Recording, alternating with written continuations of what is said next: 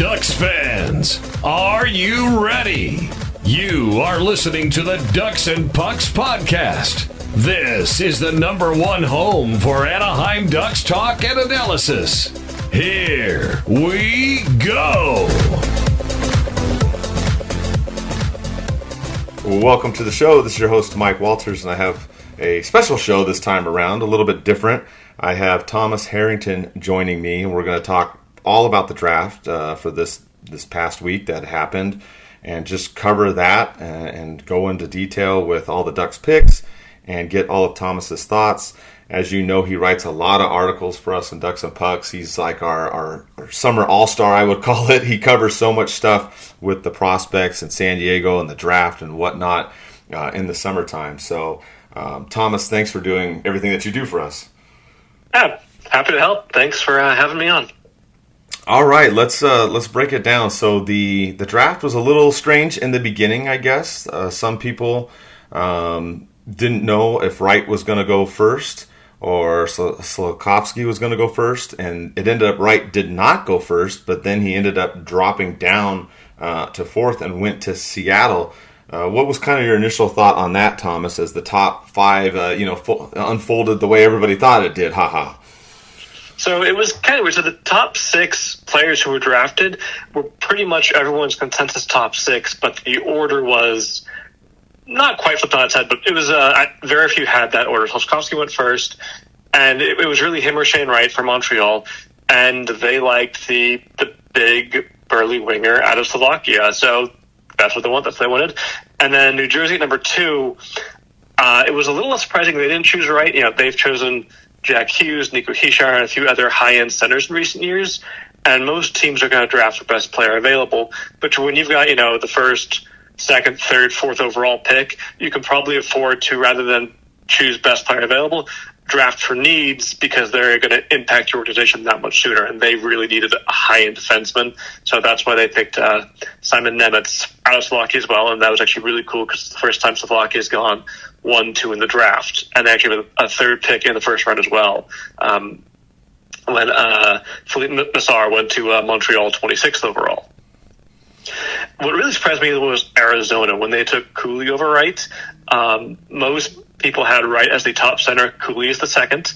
So flipping them wasn't that big of a shock, but the fact that Wright was still that third, I think everyone thought he was going to go then, and then Arizona passed on taking Logan Cooley. So that tells me Arizona never really thought that Wright would be there, and they just targeted Cooley. They'd done all their work and research on Cooley, so he was their guy.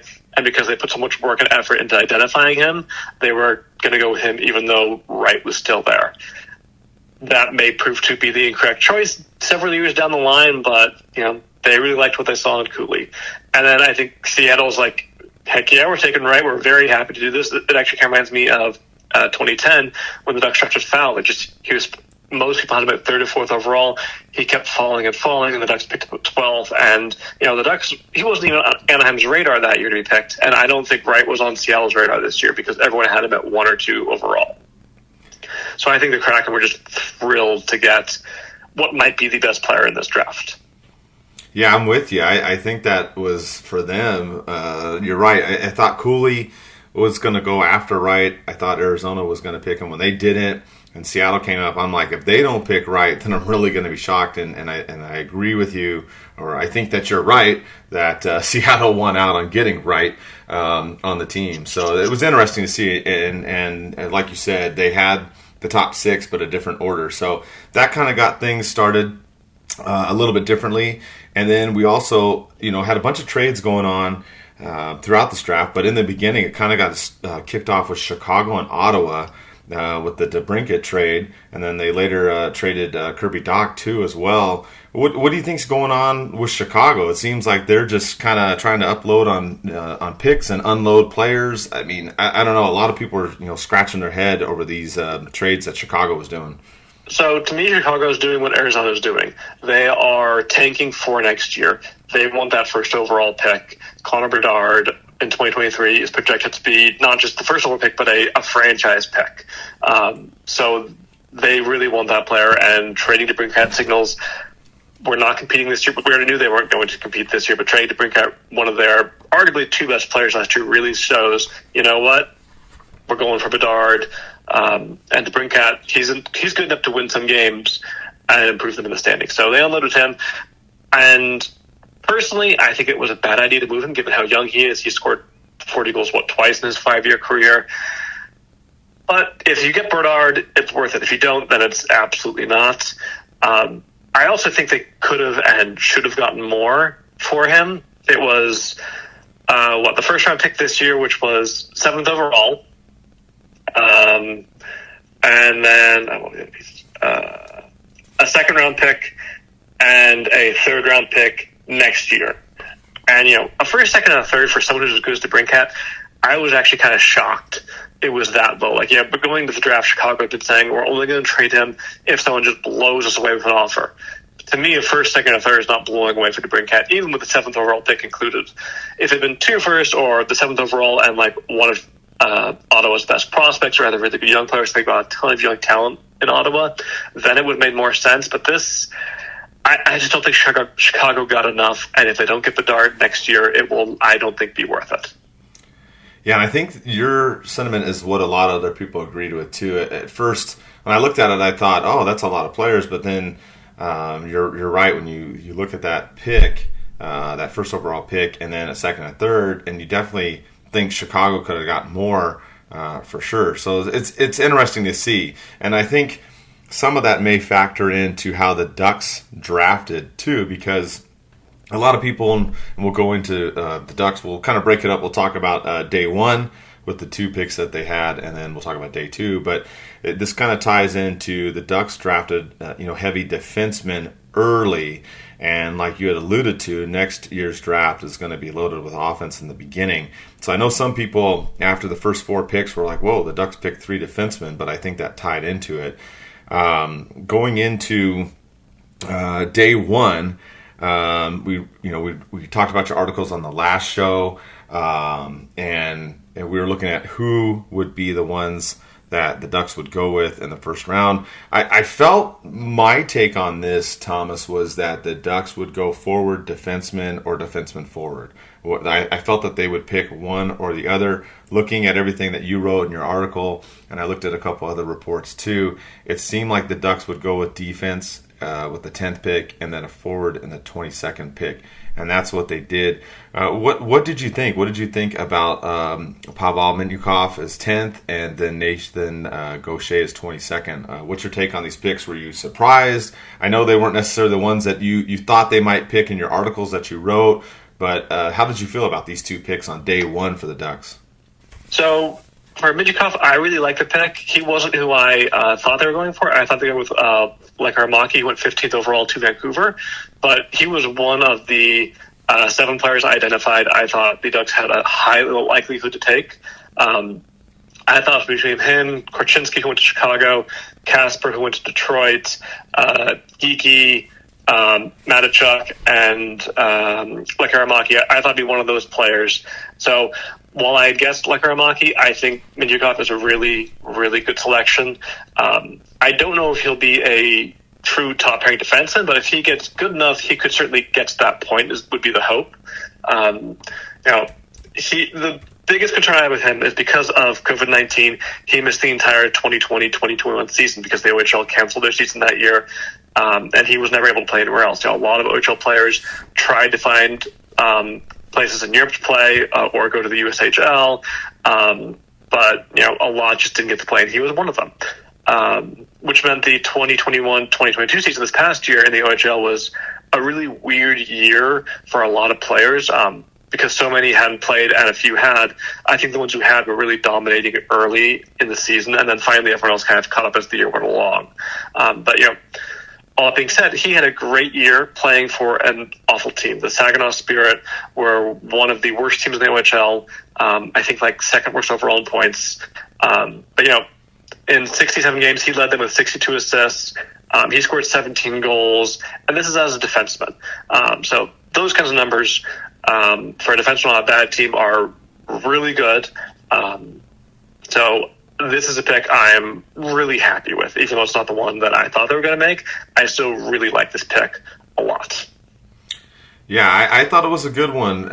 Talking about defensemen, I mean, Korchinski was one that Eddie and I had kind of talked about and thought, okay, a lot of mock drafts had him on there. Obviously, you mentioned him in your article as well. And then when Mintyukov came up, I was good with that. Looking size kind of being the theme in this draft. We'll talk about that too. Every pick was over 6 foot tall in this draft for the Ducks, which is crazy.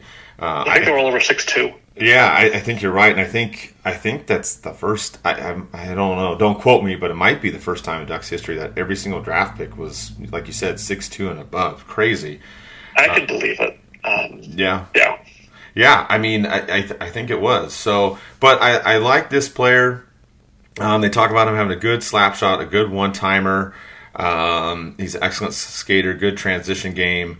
They say sometimes he gets a little hemmed in on the offensive end, but overall, I think he's a guy that'll do well for the Ducks. And I think at that time, going by position, that was what the Ducks would go with, and it made sense. And then the 22nd pick, another big guy you have, Nathan Gaucher at 6'3", 207. Good Lord, big boy. He's huge. And, he's a good forechecker. He doesn't have... So he actually reminds me a little bit of Isaac Lundstrom, picked back in 2018. He doesn't have the highest offensive ceiling, but he's going to play in the NHL. He's going to find success in the NHL. Is he going to score 50 goals? No. But he could score, 20, 30 goals, be great as a second, maybe even third-line center. You've got Zegras first line, McTavish second line. If you then have Gaucher on your third line, that's a great 1-2-3 punch down the middle. That's going to be really hard to handle because you've got the skill of Zegras, and then both McTavish and Gaucher really use their bodies effectively as power forwards. Yeah, I agree with you. One thing you did touch on there that I did like in the draft, I forgot to bring it up, was they did bring out McTavish to announce, one of the picks for the Ducks, which I thought that was great because, like you had alluded to, the last two drafts are all funky with everything going on. So I thought that was a nice touch by the Ducks, Thomas. Yeah, I agree. That was actually my favorite thing was seeing Mason. Like he didn't get this draft experience, so to give this, to let him be a part of it a year later, I thought was a really nice touch. That was actually one of my favorite things I saw up there with Marty St. Louis at the start of the draft, saying, this is my first draft ever, and he's one of the best players of all time because he was never drafted. Just encourage players who don't get picked. I always really like that kind of stuff when teams do that kind of thing. Yeah, I thought that was great. I loved how the Ducks did that.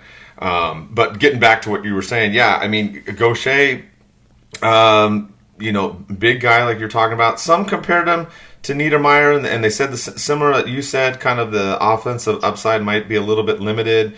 Good two-way forward, good playmaker, good IQ.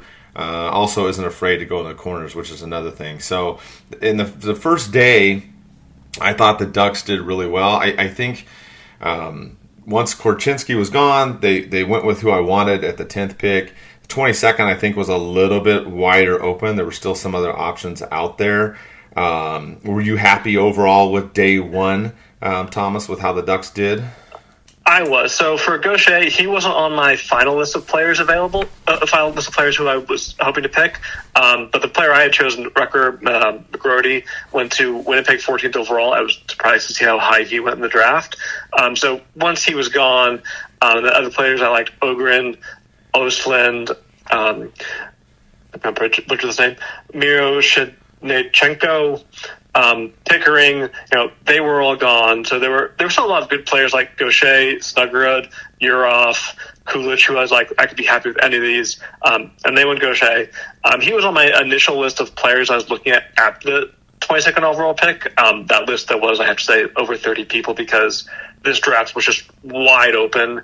Partially because of the pandemic, because of lost seasons, but also just partially because there wasn't a lot of really high-end talent. There's no McDavid or Matthews at the very top of the draft, which kind of everyone follows.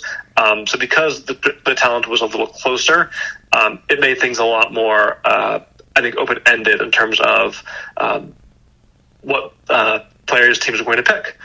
And then also there's the Russian factor to look at this as well. So the Ducks actually chose a Russian player in the first round for the first time since Stanislav Chistov back in 2001. And he was the quote-unquote the safe Russian pick because he's playing in North America.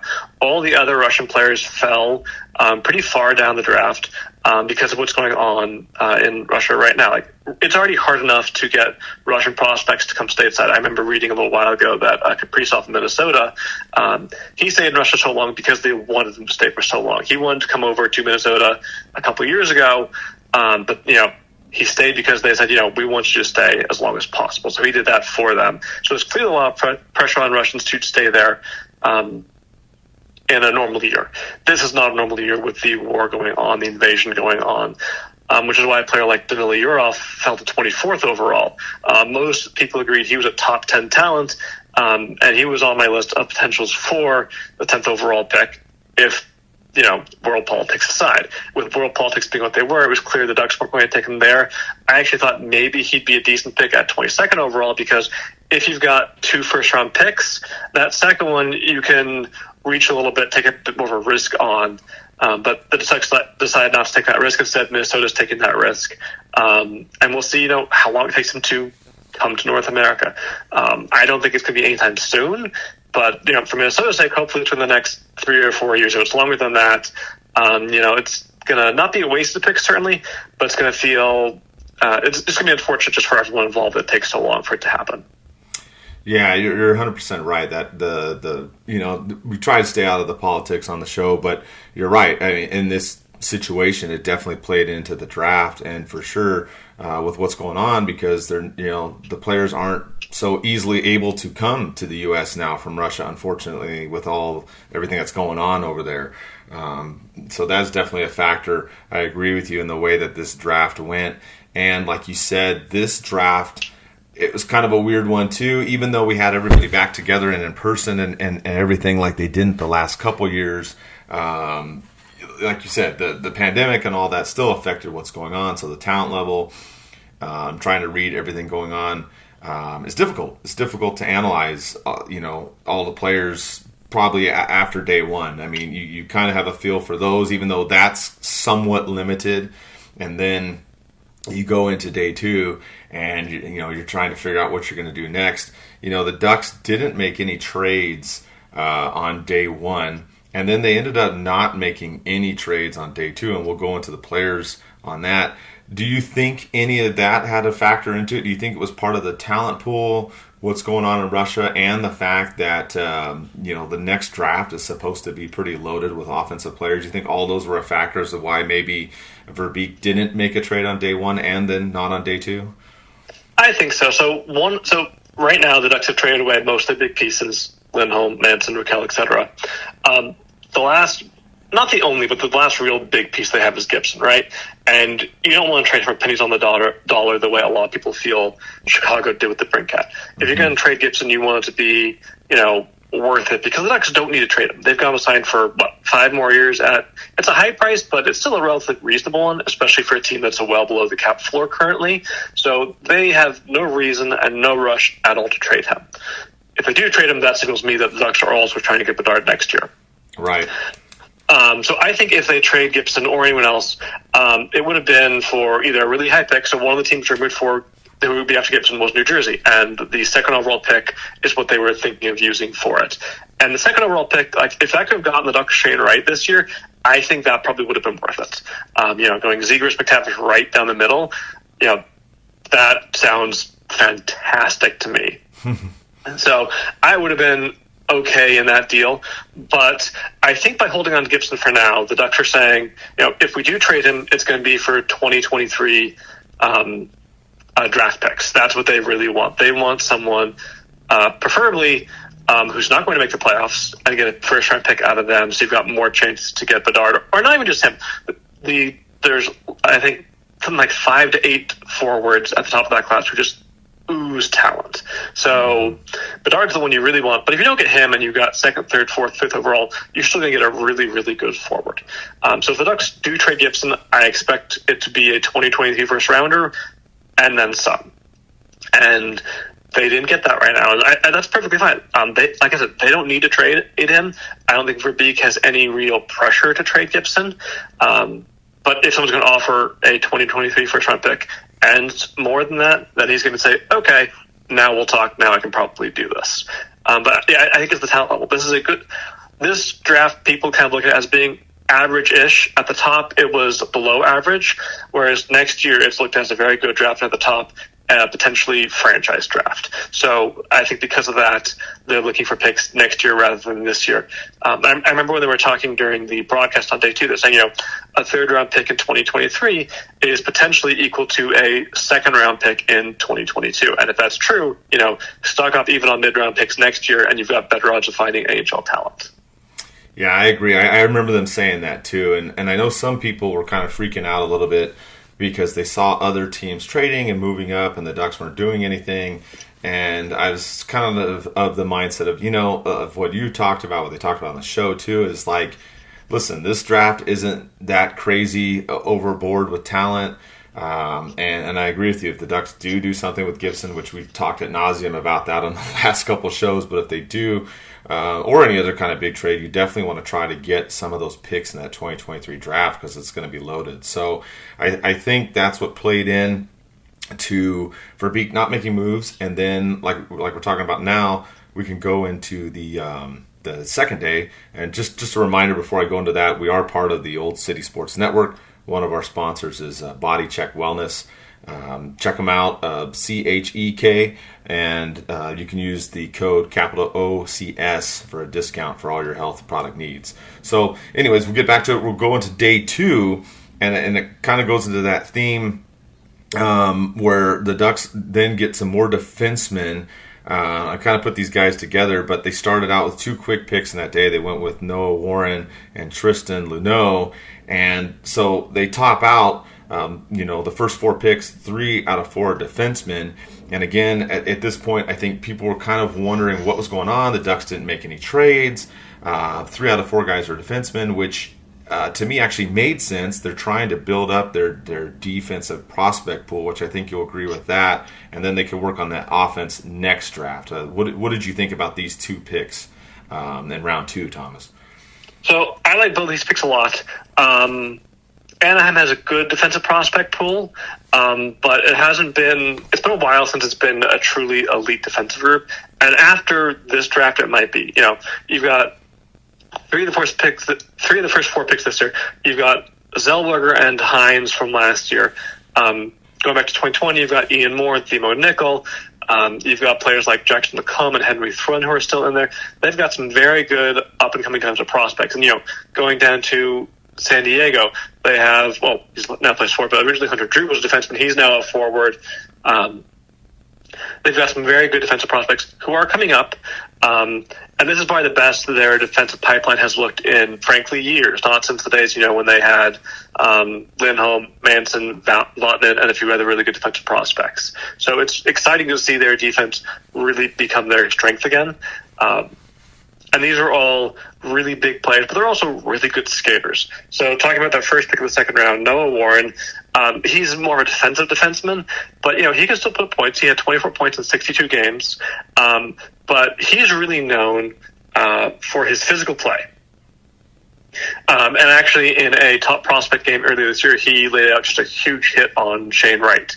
And Wright's just one of those players who is because he's so skilled, he's a really hard player to hit. And he just, lined it up and pasted him into the board. It was a great hit. If he works out, to me, he's the future Josh Manson. He's a right-handed big guy who plays the body really well and has some offensive talent. Luneau, though, he's more of a he's not an offensive-minded defenseman, but he certainly has more offensive talent to his game. He had 43 points in 63 games last year. I believe he led the Olympics defense in scoring, and followed that with 6 assists in 7 playoff games. So he's someone who's not going to get a ton of points, but put him on a second power play unit. He's another right-handed shot. He's going to put up some points, and he's just a very good two-way player. He's got a nice first pass. He's a good skater. And one more point about Warren. Jumping back to the first pick, he is big. He is 6'5". He is a giant, and he's not skinny either. He's listed at 225 pounds, so he's not a player who is going to be easy for other teams to deal with. So I kind of envision him being a great PK player down the line, whereas Luneau probably being more of the second power play unit. But what I like about both of them is both clearly have NHL upside, and they won't be a top pairing defenseman ever. But, they could both become very good second pairing defensemen. So the Ducks, with their first 4 picks, took 3 players, all who have top 4 potential. And, that's a great thing for an NHL team to have at a draft. Yeah, I thought it was interesting, too. What did you think about them taking Warren and Luneau, them being friends since the age of 10? I thought that was kind of interesting. Yeah, I always love seeing a team pick teammates, because to me that means they already have some familiarity. Hopefully they like each other. In this case, they definitely do. And hopefully they already have some chemistry between each other. I don't actually know how much or how little they played together with each other last year, but I'm sure they're at least familiar with how each other's game works, how their game develops, how it evolves. And I think that's going to help them as they move together through the junior ranks to San Diego and then hopefully to Anaheim together someday. This reminds me a lot of 2017 when the Ducks drafted Comtois and Morand. They were really good friends. Comtois has turned into an NHL player. Unfortunately, Morand didn't work out that way. Hopefully in this case, the friends will make it to the NHL together. Yeah, I hope so too. I was excited once these 2 picks were done, and I heard about the connection, what was going on. I liked that. I thought it was a smart move by Verbeek. Obviously, they had their eyes on these players. They were definitely looking at the Canadian leagues with these first 4 picks. The way that they were going with the draft. So overall, through the first 2 rounds, I was pretty happy with what the Ducks had done, and I think you're right. A lot of people compared Warren to Josh Manson. I did see a video of that hit on Shane Wright, and that was a good hit. He definitely looks like a guy that's 6'5". He's going to be able to block the puck, get in those shot lanes, break up passes, and hit people. So I'm looking forward to that. Luneau seems more like a two-way defenseman with more offensive upside, as you said. So I'm happy with that. I was pretty happy with the first 4 picks that the Ducks did. I thought everything panned out and it looked really well. Then now you get kind of deeper in the draft as the rounds go on. They didn't have a pick in the 3rd round. Then they had the 4th, a couple in the 5th, and the 6th. Kind of digging a little bit deeper. I didn't know as much about these picks as they came up, but they went with Ben King. Another big guy, 6'2", 6'3", over 200 pounds, scored a lot of points, 52 goals in 68 games last season. They started picking forwards in the later rounds. What did you think about this pick in the 4th round, Thomas? Do you think this guy can be someone that can maybe make the jump to the NHL, or is he more of an AHL guy to start? So Ben King's an interesting one. He's an overage player. He's been passed over in the previous 2 drafts. So he's already 20 years old. So usually if you draft a player of Canadian juniors, they have to either stay with their junior team or be in the AHL. They can't go to the AHL because of the transfer agreements. They have to be 20 years old to go to play in the AHL if they were started in Canadian juniors. Well, King's already 20, so I think there's actually a very good chance he's going to go and play with the goals next year because, he had, like you said, 52 goals. He also had 105 points. He just dominated the WHL. He led them in goals. He was second in points. It's not really worth it to me to send him back to the WHL for an overage season. I don't think it's going to be very beneficial for his development. So I actually think the Ducks are going to sign him sometime this summer, and he's going to suit up with the goals this coming season. He clearly has a lot of talent, but it's a 20-year-old playing against a league of primarily teenagers. So you really want those 20-year-olds to dominate. It's a great sign that he did. I'd be more worried if he hadn't dominated. But if you're not dominating until your 19, 20-year-old season like him, then it's a little concerning. So in his draft eligible season, 2019-2020, his first draft eligible season, he had 46 points in 62 games, which is not a bad season. I'm actually a little surprised he wasn't, a 6th or 7th round pick from some team. And then last year in the COVID shortened season, he only played 21 games, put up 28 points. So again, I'm really surprised he wasn't picked then. So as a 20-year-old playing against seniors, he just dominated. He needs to go to the AHL this season, which, again, is a rare thing for a junior player to do. I don't know what his AHL future looks like if he has one. Most people seem to think he's going to be a very good AHL player. And if you're a very good AHL player, what that means to me is you can play in the AHL at least sometimes. Maybe not be a consistent player, but be one of those call-ups. And if you are one of those call-ups who come up, a few times per season, like say Sam Carrick used to do, eventually, if you play well enough, you might get that chance to stick full time. So I think we'll see King this year with the goals.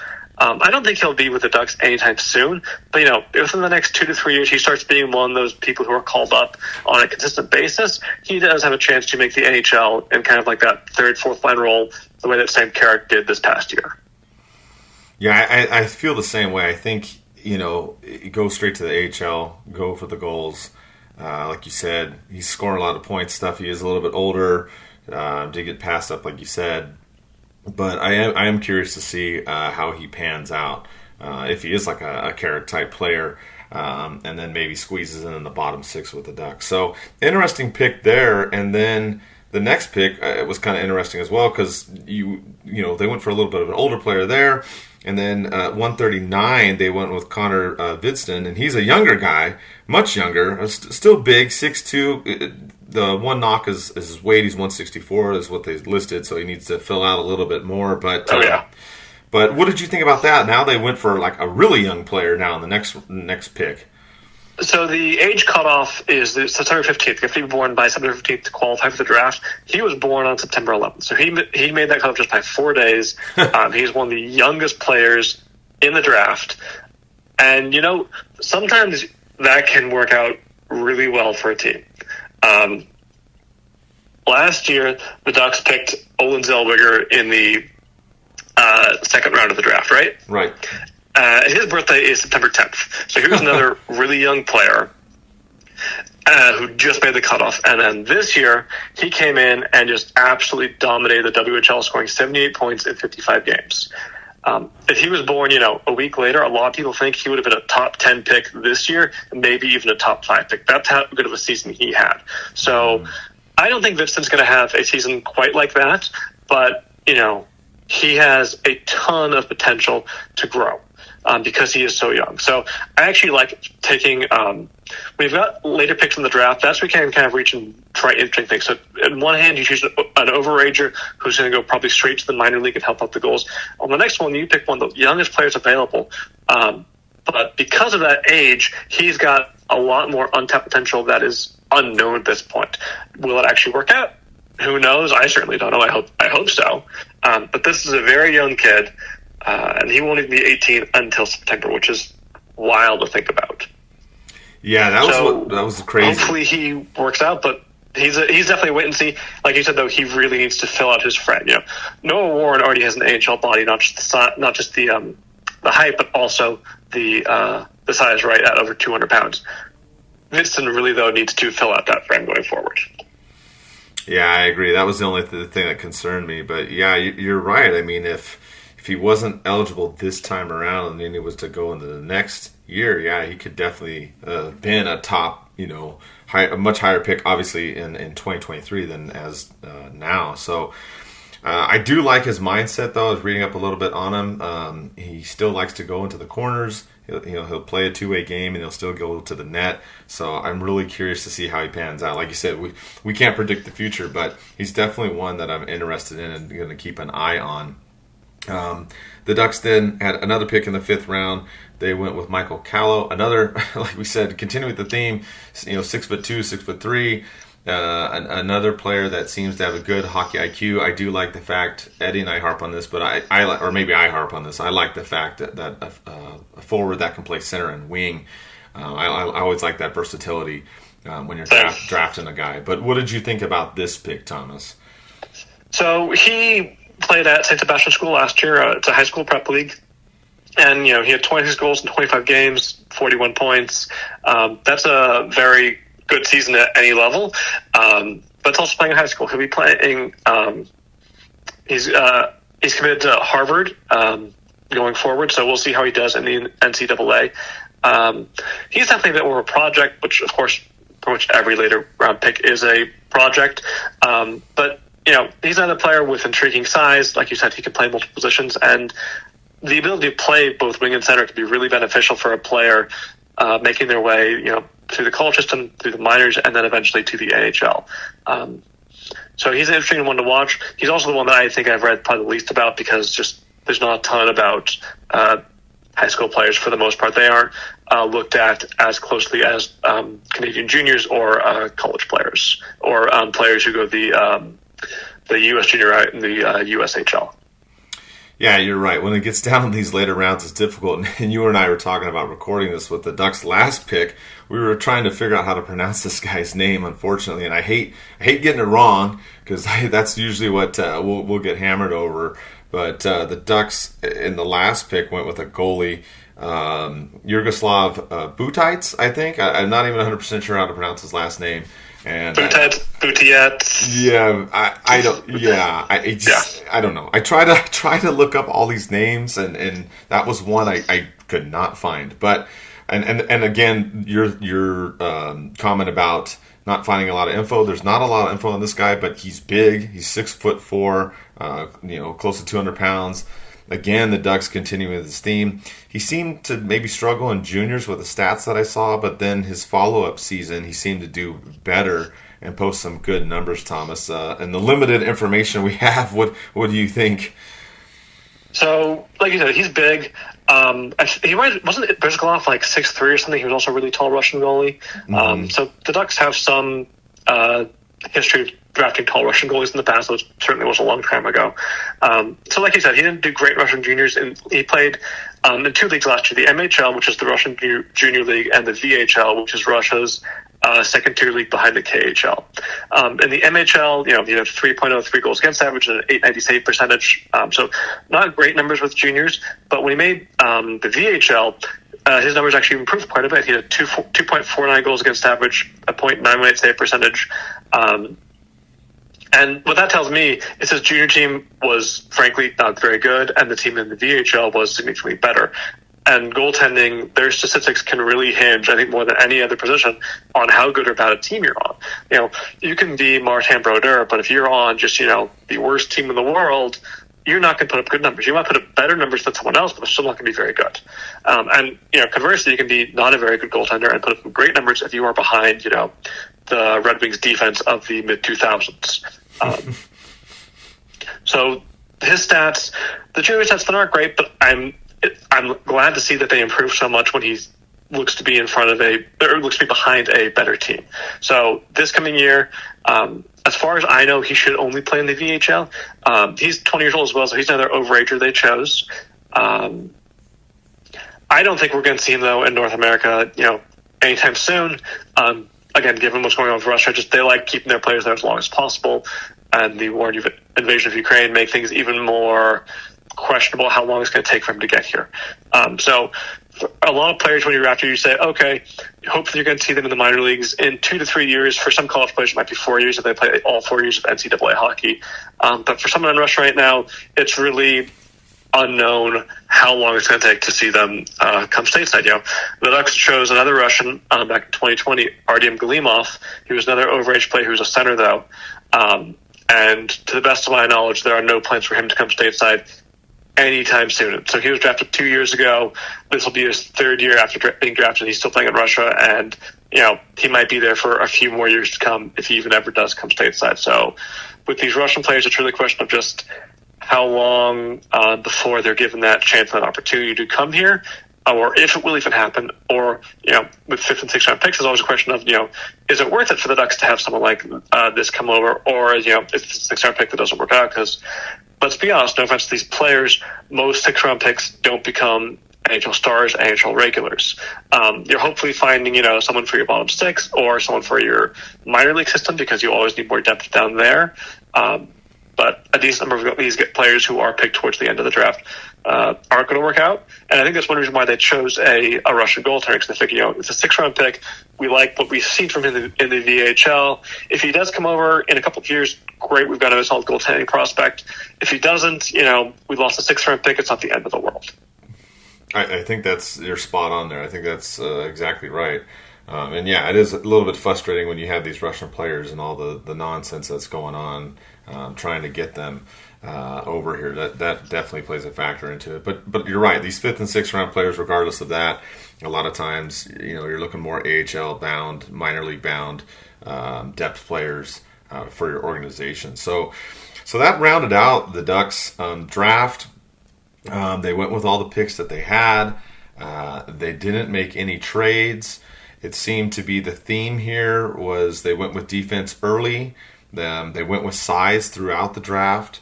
They took arguably for some people, the top 3 out of the QMJHL. What did you think overall? Like, what are your final thoughts on this draft? It seemed like Verbeek kind of went in with a plan, and he executed it, in my opinion. Yeah, so the Ducks clearly were drafting for size, not just size. Like they want size who can skate, size who has talent. Skill. They aren't just going for fourth line grinders, bottom pairing defensemen here. These are, especially the first 4 picks, players with a legitimate shot to play in the AHL. Not soon. I don't think we're going to see any of these players with the Ducks next year. Like I said, King's actually weirdly enough, their 4th round pick, the one we'll see in San Diego the soonest, I think, just because of how old he is. Whereas their first 4 picks are all playing Canadian juniors. They're all 18. They're spending next year in juniors and probably the year after that before they go to San Diego or Anaheim. So I think King's the first one we're going to see in San Diego. Minchikov, he's the one who might make it to Anaheim for the 2023-2024 season, depending how next year goes. If he just completely dominates the OHL, it might not be worth having him back for his final season of junior hockey. It might be worth it to have him come and stay with the Ducks, even if he's not quite fully ready. But, like we saw with Drysdale in the last couple of years, his first year, 2 years ago, was he completely ready for the NHL? No. But I think that experience was very good for him, and he got that experience because of the OHL being shut down by the pandemic. So, Minchikov, if he can really just dominate, we might see him a year from now. But the rest of them, they're spending, I think, at least 2 years in juniors, and then we'll see. It might be AHL first and then NHL. Or, they have 2 solid seasons in junior. They might skip the goals entirely. But the Ducks, generally speaking, usually like to give players at least a little bit of time in the AHL, if not a full season, a few weeks, a month or 2 before having them go to the NHL full time. I mean, even going back, way back when, to the young days of Getzlaf and Perry, they started their rookie season with the Ducks. Then they both struggled for a bit, went down to the minor leagues, just dominated the AHL for a month or 2, and then came back to the Ducks and never looked back. So I could see that kind of thing happening with these players once they are AHL eligible. But we'll see. But overall, I think the Ducks did well. I really like their first pick with Minchikov. Gaucher, he's not who I would have taken, but, Martin Madden, Pepper Beak know a lot more than I do. They know what they're looking for, and I think he's a player who could work really well in the AHL. I saw someone on Twitter point out, this is the kind of player teams trade for at the deadline and give up a first-round pick to get to help put their team over the top. And if you already have that kind of player in your system, well, you don't need to spend someone else's first-round pick. You've already got that player, so hopefully you're already at that point. So if he is ready when the Ducks are ready to compete again, he could be a really, really useful piece for them. So I saw a lot of grades out there for the Ducks, and I know you kind of look at it. It's wait and see down the road. We always talk about we don't know, especially like in your trade articles too. When we talk about analyzing them down the road, if those of you that read the articles. Thomas does the 1 year later trade articles. And he talks about, kind of grading them and looking at them and whatnot. And I know it's difficult, but what kind of grade would you give for this class based upon what we've seen so far and what we know now? So what I've seen, what I've read from others, most people seem to be giving the Ducks a B, B+, and I think that sounds right. Their first 4 picks are, they're not locks to be in the NHL, far from it, because I don't think there's any player this year you can say 100% you will be an AHL player for the next 15 years. Slavkovsky, Wright, Cooley, etc. are the closest thing to that, but even them, you're not going to say you would definitely make it. Just think back to Edmonton when they picked Nail Yakupov first overall. He looked like a future star, and it was 3 or 4 years later, and he was out of the league. So there's never a guarantee, especially in a draft like this, where there's not a true franchise player. But I would be surprised if, let's say, of their first 4 picks, if 2 of them aren't in the AHL for a long time to come. And it wouldn't shock me if all 4 make it to the AHL and at least play for a number of years. And then for the back half of the draft, they drafted some really interesting players with clear flaws in all their games, but a lot of upside as well. you've got King. We're going to see him with the goals really fast, and that's an exciting thing to see out of a junior player. You can put him against pro competition after drafting him, and you'll get a better idea of what he's like. And you've got Vincent, where he's so young. Who knows what he's going to become over the next couple of years? And then those last two picks, the late 5th pick and then the 6th round pick. Again, who knows what they can become? Callow will be going to Harvard, and they're a very good program. The Ducks have had other players. I think actually have someone there right now. I can't remember who. It might be Janicki. I have to double check that. But Harvard's certainly a school they've used, so they're familiar with players coming out of there. And then Boutiette, he's a long shot at best. As a 6th round pick, throw in just the Russian factor, it's even more of a long shot. But hey, if he works out, great. Just think of how many great goaltenders come out of later rounds. Maybe he's the next one. Maybe not, but the Ducks have a number of other good goaltending prospects. Dostal, they just got Kelly Kling from Pittsburgh. So they don't need him to be, the next John Gibson for them. It'd be great if he was, and that's why they took a shot to see what would happen. So I think I agree with those people. BB plus, as of right now, hopefully in 5 years I'm saying it's an A draft and not a C draft. Hopefully these players are really developed, but we'll see how it goes. Yeah, I'm with you. I agree with what a lot of people are saying out there. Probably around the B level, maybe B plus. I do like the size and that they did with the players and this, and like you said, not just size but skill too. I thought that was good. I did like uploading on defense. Given with what this draft was, as you'd mentioned, and everyone else had mentioned, that kind of outside of the first round, it just kind of fluctuated all over the place because obviously the last 2 years of our lives have been kind of turned upside down. So it's been tough to evaluate talent. It's also been tough for players to play full seasons. So, another draft that is difficult to evaluate. But I did like what the Ducks did. I thought they got the best players that they wanted. I'm with you. Gaucher was not one that I thought at that time when watching that they would pick him at 22nd. I thought there were a couple others that they would pick. But like you said, I'm not Madden. I'm not Verbeek. I'm not the expert.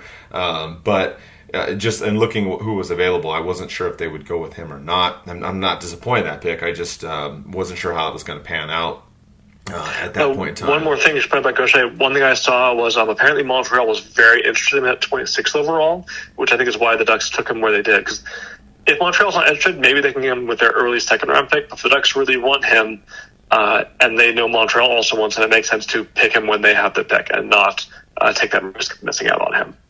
That's a good point. I didn't know that. So, I mean, that makes more sense too, Thomas. You're right. Yeah. Why wait to the 42nd if you know he's going to be nabbed and then you like what you see? So, I think he will work out. I mean, another big guy, like you said, 6'3", over 200 pounds. So, and I like what I saw, looking in the reviews and different things that I read, what you wrote and what other people have done too. So, yeah, I go with B, maybe B plus. Like you said, in a couple of years, it could be an A draft, it could be a C draft. Who knows? We'll have to wait and evaluate it. I guess the only other thing really want to kind of wrap up with is we talked about how the Ducks didn't make trades with any of the picks. We touched on Gibson earlier in the show. Obviously, free agency will come up. I think that's where, hopefully the Ducks will do some more moves and whatnot. But what is your take on bringing back Manson or Delorier?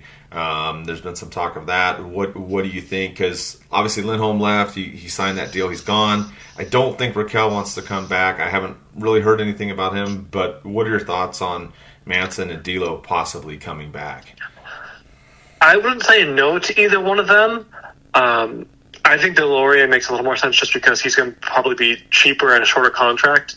But honestly, I love the both fit for the Ducks. I think I would rather give those positions to up-and-coming young players, though. We just traded for Drew Hellison. Let's give him a shot. See what he can do. Mm-hmm. Singers from. Let's see what he can do. Or if Michikov comes in and has just an amazing training camp, sign him to a contract. Give him 3 NHL games. Let's see what he can do. You do need some NHL talent to help shelter these guys. Is the one thing. And right now, the defense is what? Fowler, Shattenkirk, Drysdale, Mahura, who are signed through next year. Lakanainen's going to be re-signed. There's no question in my mind as a restricted free agent. So that's 5 NHL defensemen. You've also got Simon Benoit, who will probably be re-signed, assuming they qualify him. But, another NHL defenseman too to help shelter the young players wouldn't be a bad thing, but at the same time, really giving them a chance, I would certainly be on board with. So I wouldn't be opposed to Mance coming back. I wouldn't want it to be, say, a 4-year deal. I'd want 2-3 years at the most. He's probably going to want 4 or 5 or even more. And hey, if he gets it on the open market, great for him. I'm very happy for him. He deserves it. But from the Ducks' perspective, I don't really want to sign this summer anyone to a long-term deal. I think the Ducks, they've got another year of rebuilding. I don't think they'll be one of the favorites to land Bedard next year. I think it's going to be Chicago. I think it's going to be Arizona. But I think the Ducks will probably have another bad season, and they'll be in line for Bedard or one of the other really high-profile picks at next year's draft. And I think after that is when they're going to start really trying to aggressively add talent. So I think next summer is when they're going to possibly try and really sign talent or trade for talent. I think for now, though, let's give the kids a chance. Let's see what they can do. Again, if you want to bring back Josh Manson to help shelter those kids, I'm totally on board with it, but on a shorter deal. Same for Delort. If you want to come back for a year or two, play on the third or fourth line, help shelter these kids to give them more sheltered minutes, more protected minutes, I am certainly open to that, but I won't be upset if they go elsewhere. Gotcha. I think that's a good point. I think I feel the same. I'd like to see, I don't know if we need both back, but if we got one back and on a shorter deal, I think, like you said, that would work out much better to help this team. But you're right. We got to let the kids play, let them develop. And, I mean, it's an exciting time right now. Yeah, the Ducks aren't going to be Stanley Cup contenders next year, but you've got a lot of talent coming up. You alluded to other names the Ducks got throughout the season and then now in the draft. And I'm really curious to see how it works out. So I appreciate all the work that you do, and especially in the summertime, Thomas. I mean, you cover a lot of stuff. You really keep the website going, and I love having you on the show to talk about all this stuff because I know you dive into it. Before we close out, too, I know you do another podcast, so I wanted to see if you wanted to at least let people know about the podcast. It's not sports, but I wanted to see if you wanted to at least tell everybody your podcast that you do. Sure. So my wife and I, we do a Star Wars podcast called TK331, a Star Wars EU/Legends podcast. So it's incredibly nerdy, very niche. So when Disney bought Star Wars, a decade ago now almost, I think, yeah. One of the things that they did is, so there had been literally hundreds of books written about Star Wars from the 70s up until that time. And they were all set in the same universe. They were all part of the same continuity. Comics as well, short stories.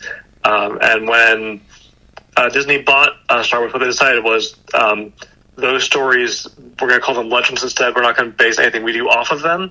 We're just going to keep the 6 movies and the Clone Wars TV show, and everything else we do will be based on that. We won't say, those books are still in existence. You can still buy them. They just have a Legends banner at the top. And some of these books, some of these stories are really great, and some of them are frankly awful. Star Wars is when you've got something that's 100 stories, you got to find both ends of the spectrum. But we just thought it'd be fun to just read through these books, read through these short stories, read through these comics, and just talk about them. So we publish 2 shows a month, where in one episode we talk about a novel, and the other episode we talk about a short story. And sometimes we'll do a bonus episode we talk about a comic or something else. Nice. So I'm a big Star Wars fan too, by the way. So if you want to geek out, because I do too on occasion, you can check Thomas is out on Twitter on TK331 podcast is the Twitter handle to check him out. If you want to listen to something else besides sports, you want to check out Star Wars. So again, thanks for coming on the show, Thomas. Eddie and I will probably be back after free agency, see what the Ducks do, and have more of our regular type program show. Hope you guys enjoyed this one. Check out Thomas's articles. He broke down a ton of stuff for us and did a fantastic job. And with that, like I said, we'll have another show probably in a week or two. And let's go Ducks.